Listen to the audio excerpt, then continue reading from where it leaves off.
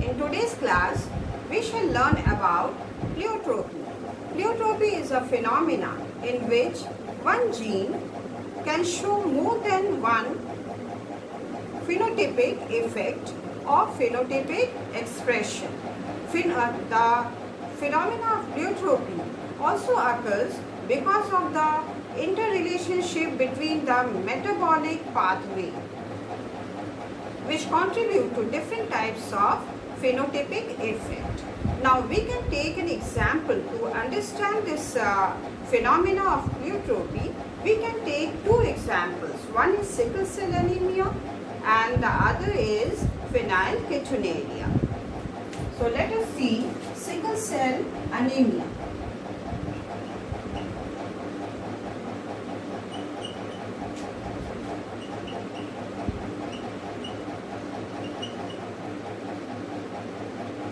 Sickle cell anemia is a Mendelian disease. It is a Mendelian disorder because it affects one gene. So this is a genetic disorder which follows the Mendelian rules. In sickle cell anemia, the gene, it is an autosomal recessive disease.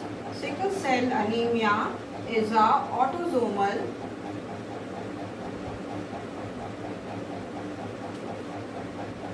recessive disease. This takes place because of the mutation in chromosome number 11. So because of mutation in chromosome number 11.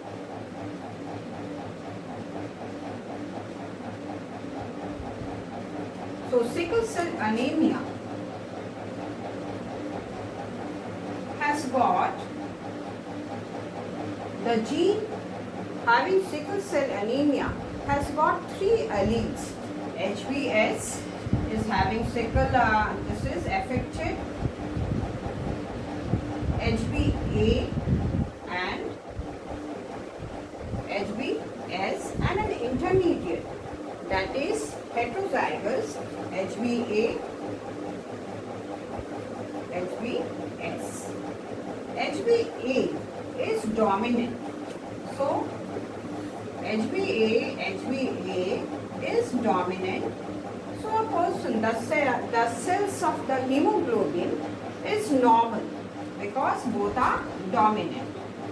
So this is normal.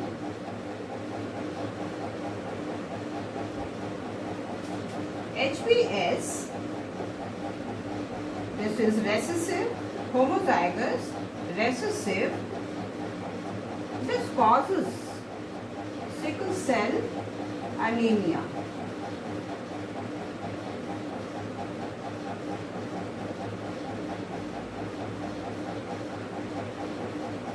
Now what happens in this case, the RBCs, normally the RBCs are biconcave and oval, and it has got the capacity of carrying oxygen.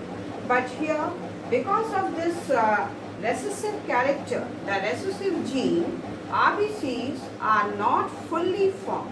They are sickle cell, sickle shape. Sickle, they will be like this. So the RBC hemoglobin carrying capacity becomes less in sickle cell anemia.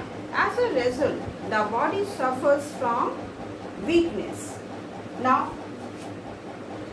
a heterozygous case is there.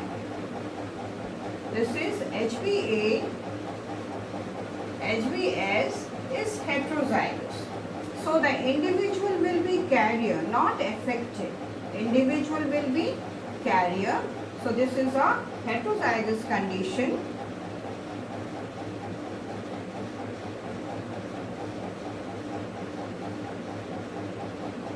So in this case, the individual is carrier, not affected. Maybe in later stage, the individual is affected, but the individual can lead a normal life. So now we can see the gene carrying the allele HBA and HBA, which is dominant. This is dominant.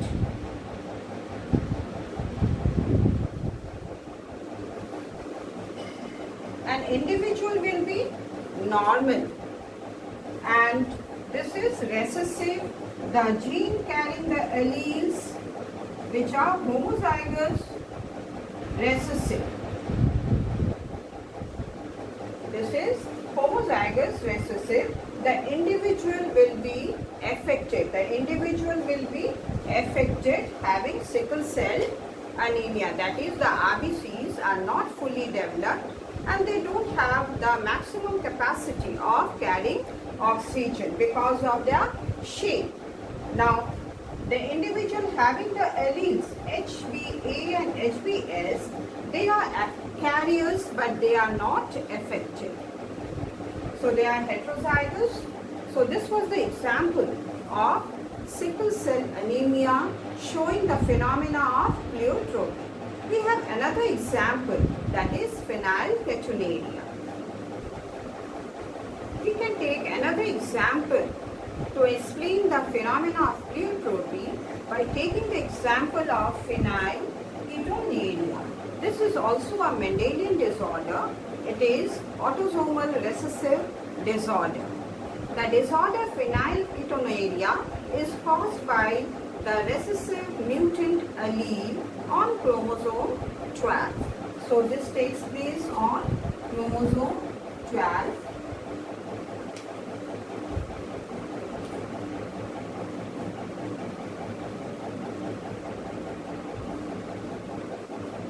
Chromosome 12.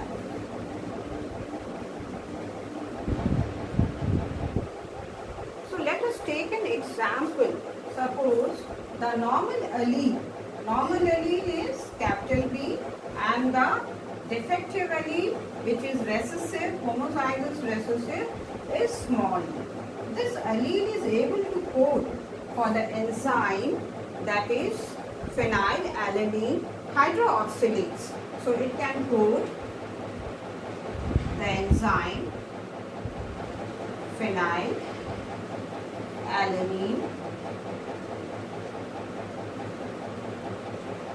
hydroxylase.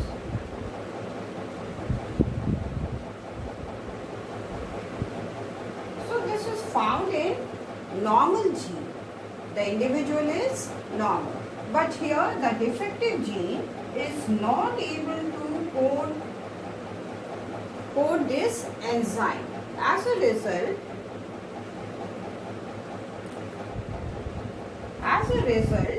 phenylalanine is not able to metabolize into tyrosine. This is converted into tyrosine, so it is not able to convert into tyrosine because of the absence of this enzyme. Because of the absence of the enzyme phenylalanine hydroxylase, phenylalanine in this case, that is in defective case, is not able to convert into tyrosine. As a result, the derivatives of phenylalanine like phenyl pyruvate, phenyl lactate, they get accumulated in the cerebrospinal fluid, that is in the brain, which results in the retardation of brain. So this results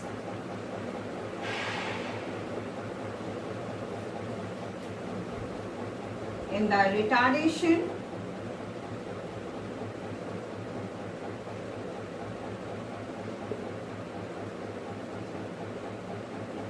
of the brain.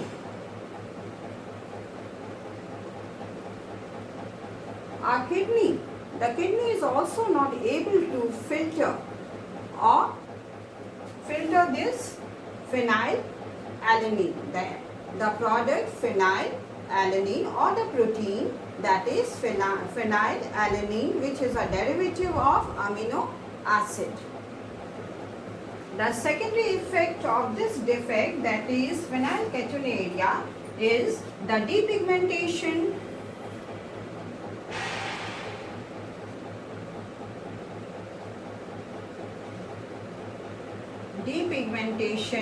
of the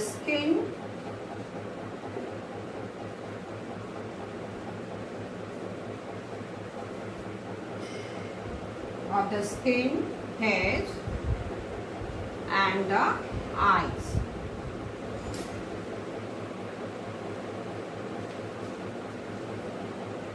Now we can take the example of pleiotropy in plants. Let us see the example of pleiotropy in plants. Suppose we are taking one gene is showing controlling two characters or showing two expressions. That is, if we take the shape of the seed and the color of the seed or the starch grain of the seed of Pisum sativum. We take one gene of Pisum sativum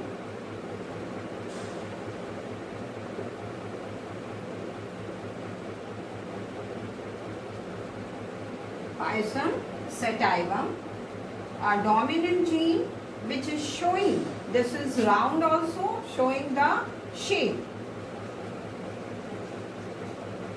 It is showing round shape, means it shows two characters. So one character is round and the other character we can take of the starch. The starch grain is bigger in shape, bigger in size. So size of the starch grain, big starch grain.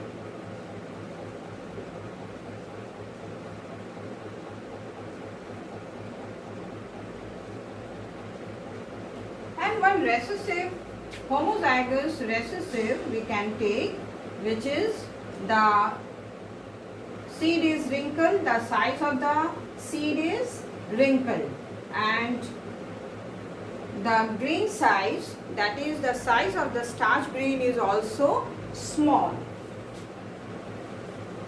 So small starch grain.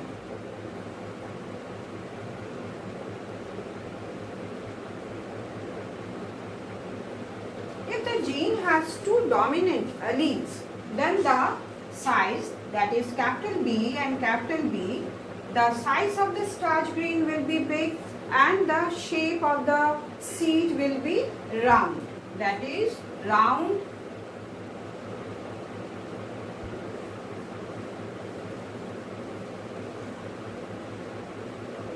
round, and the starch grain is big, big starch grain.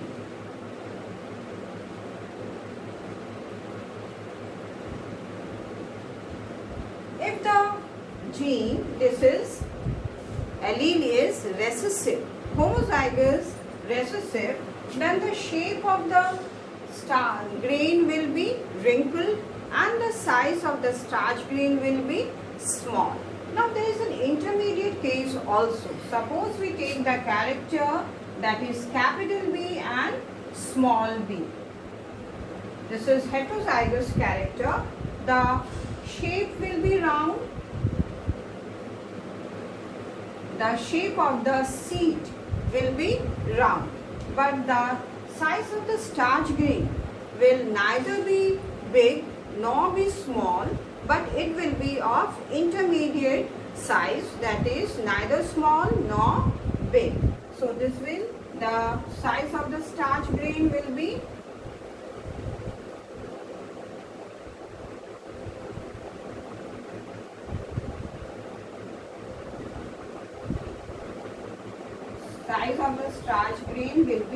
intermediate.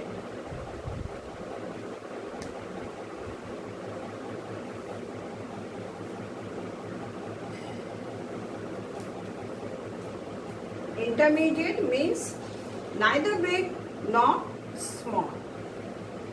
So in today's class, we learned about the phenomena of pleiotropy, taking the example of sickle cell anemia and phenylketonuria in human beings. Sickle cell anemia is caused because of the alleles, that is HBS, which is effective, homozygous, recessive, and it affects the formation of the RBC. That is, it loses the RBCs of the sickle cell anemia is deformed, defective, and sickle shape, having less capacity of carrying oxygen. As a result, the metabolism pathway is affected.